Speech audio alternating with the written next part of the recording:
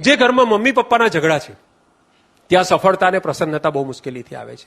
Mummy પપ્પાના ખરાબ સંબંધોની બહુ ખરાબ અસર બાળક પર પડે છે.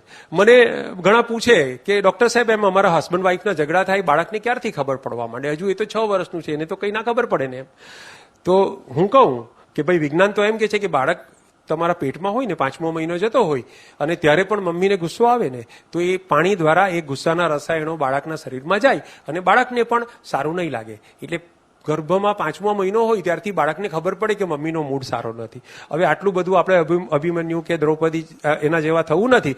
તો બાળક 6 મહિનાનું છે, સમજો એ 6 મહિનાનું બાળક મમ્મી પપ્પાના ઝઘડા થાય છે.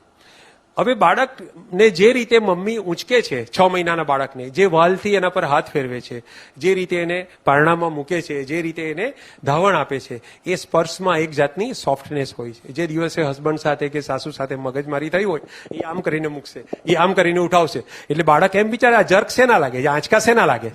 બરાબર. બાળકને ખબર છે કે મારી મમ્મીનો મૂડ આજે સારો નથી, મને પકડવામાં, મને અડકવામાં કોઈ જગ્યાએ મુલાયમતા નથી, કોઈ જગ્યાએ નજાકત નથી. આ એમ વિચારે છે કે યાર આ બાળક આવી ગયું, નહીં તો હું છૂટી થઈ જતા નથી. તો આ વસ્તુ 6 મહિનાના બાળકને પણ ખબર પડે છે. તો કહેવાનો મતલબ એમ છે કે લગ્ન કરો ને એ કદાચ રિવર્સિબલ ઘટના છે, પણ બાળકને જન્મ આપ્યા પછી marriage becomes irreversible. As far as possible if you have a kid, marriage is ઇરરિવર્સિબલ.